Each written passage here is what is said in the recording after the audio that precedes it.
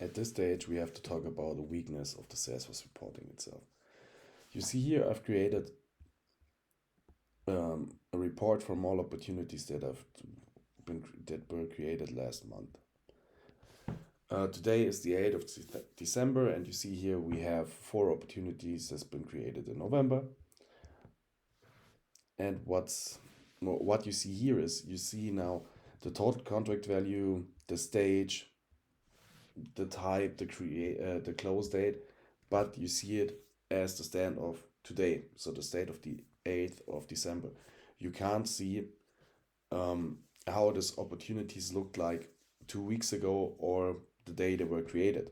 So which stage they had initially, which total contract value, which owner or whatever.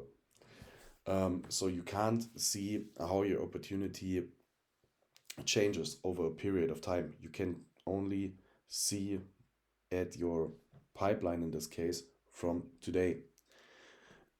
To overcome this, there is one functionality that's called reporting snapshots.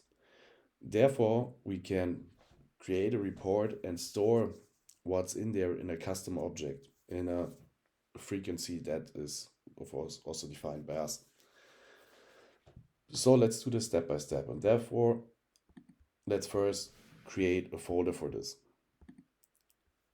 Let's create a folder and call it opportunity snapshot. You can, of course, do this for leads and accounts and other objects also. But to be honest, in most of the cases, your pipeline is the most relevant thing that you want to see how it changes over time. So call this op snapshot.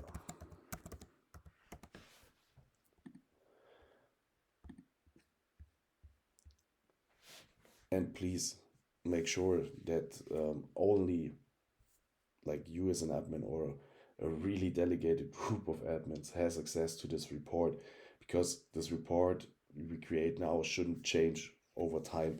So make sure that you store it in this folder and only give access to the really necessary people.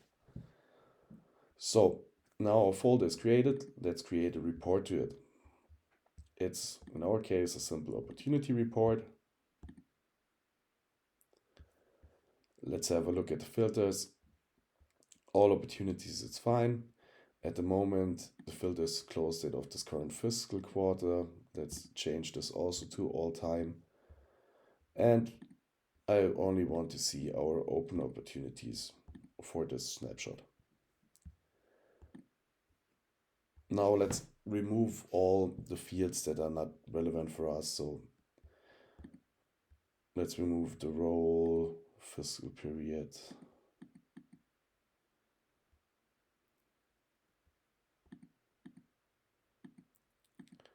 So let's just take the 6 fields. For our example, it's more than enough.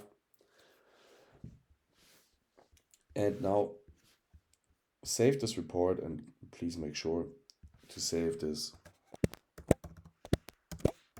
in the folder we've just created. Let's call it op snapshot and store it in our op snapshot folder.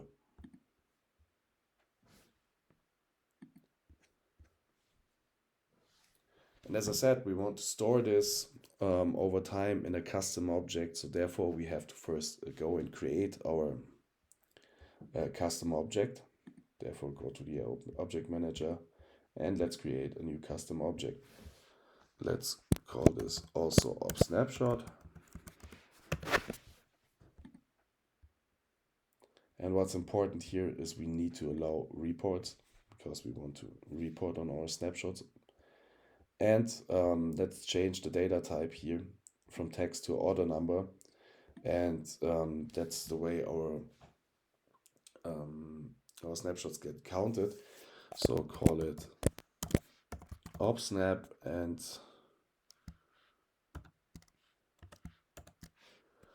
put in here the zeros. And let's start with the number of 1. Then we can save it. Oh, sorry, yeah, camera is op snapshots.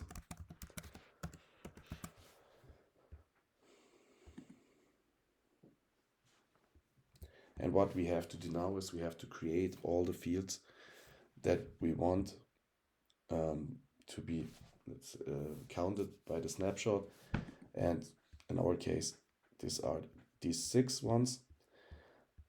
All these lookup fields, like the account name, opportunity name, owner of the opportunity, this lookup fields needs to be created as a text field. The other fields, like a stage is a pick list, the TCV is a currency, and the close date is a date, of course, you can create these fields also as a text field. It makes it easier to administrate. For example, you add stages or remove stages over time, then you do not have to do this on the custom object also. But let's say the smart way is to really have the same data types in there. So let's first create 3 text fields for owner, account name, and opportunity name, and then one currency field for the TCV, one close date, one date field for the close date, and one pick list for the stage. Therefore, we go back to our custom object and first create our text fields.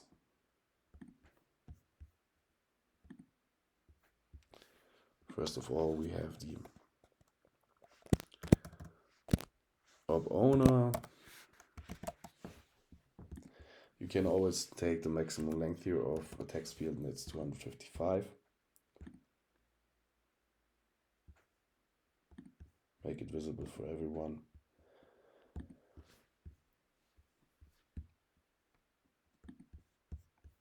Do the same for the account name.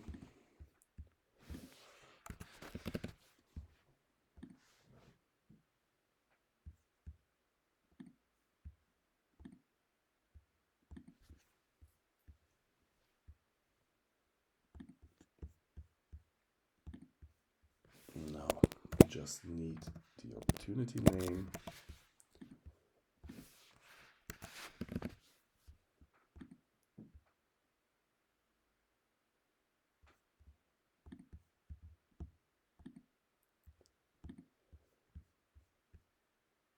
Now let's create a currency for the total contract value.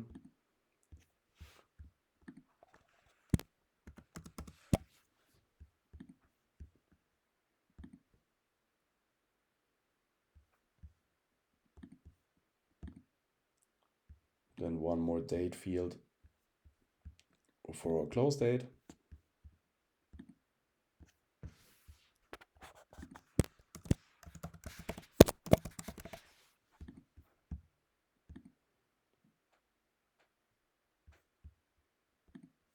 And for our stage, we need a pick list. As I said, you can do this also with text fields if you want. So there is my pick list.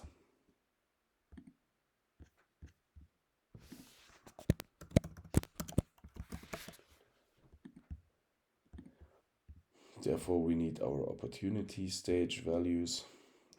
Go in here, click on printable view.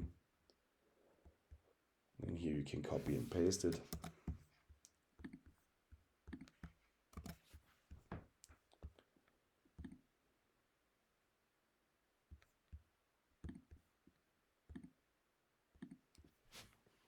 Okay, now we've created all our fields we also have in our source report. So this one here, please let me rename it to Opportunity Snapshots Source.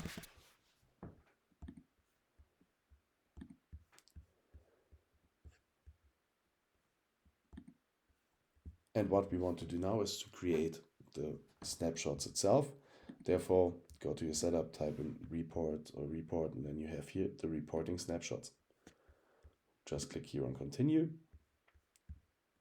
And let's create a new snapshot. Call it also here op snapshot.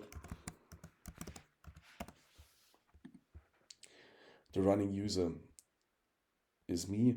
Make sure that the user is high enough in your role hierarchy, also of course depending on your data and sharing model. But yes, the user who runs this should be able to have a look at all the relevant data. Therefore, we have our source report, that's the source report we just created, and the target object, that's our custom object we created. So we have our op snapshot source report and our op snapshot target object. So let me save this here. And you see what is needed. We have to map the fields first, and then we can schedule the reporting. So first of all, let's do this field mapping here. You see we have here the account name, close date, the opportunity name,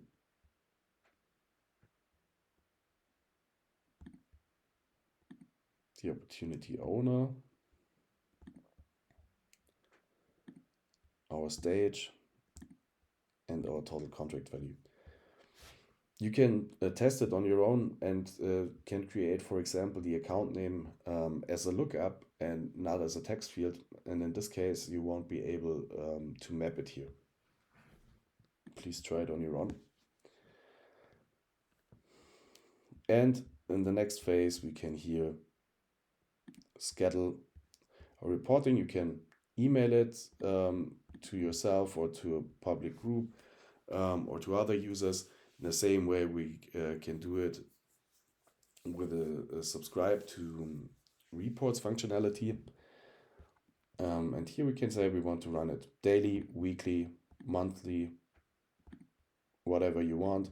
For example, let's say you have a weekly sales meeting together with your sales team and you want to have a snapshot of this pipeline every time, let's say before or directly after the sales meeting. So you have an overview of how the pipeline looks like today or 1 month ago, for example. So in our case, let's run this daily, every day, start date. So let's run this just for 1 month. And here you have a preferred start time. If you do this daily, Salesforce will show you when's the best time. In my case, it's 2 o'clock in the morning. So now we've done, and here comes, of course, the shitty part for the admins, because in this case, yeah, you don't see the result immediately. You have to wait until 1 or more snapshots run through. So in our case, 1 day or a few days. What we can do so far is we can create a report for our snapshots to see what will happen. Therefore, we go back to our reports. Once you click on New Report and go to Other Reports, you see here we have now a new report type created, and that's the Ops Snapshots. Started, and here we have our Ops Snapshot name, and we can here add columns to it.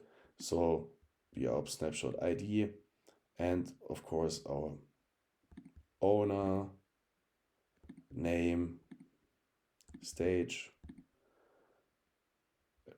account name,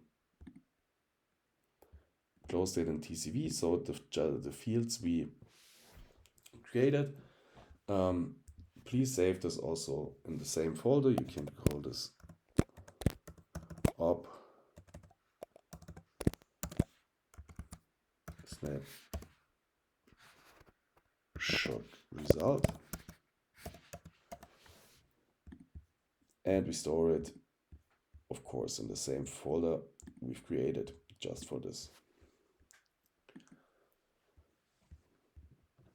And as I said, this is the sad part, we can't see any data at the moment.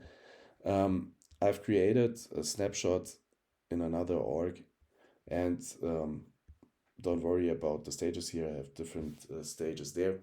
And you see, this is how one snapshot will look like once it's done. So you have here the snapshot name. That's, let's say, what we did here on the snapshots itself, with our start with 1 and have this brackets with 0.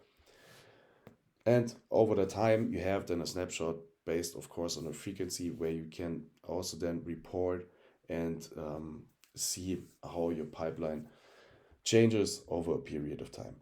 Thanks for your attention. See you in the next video.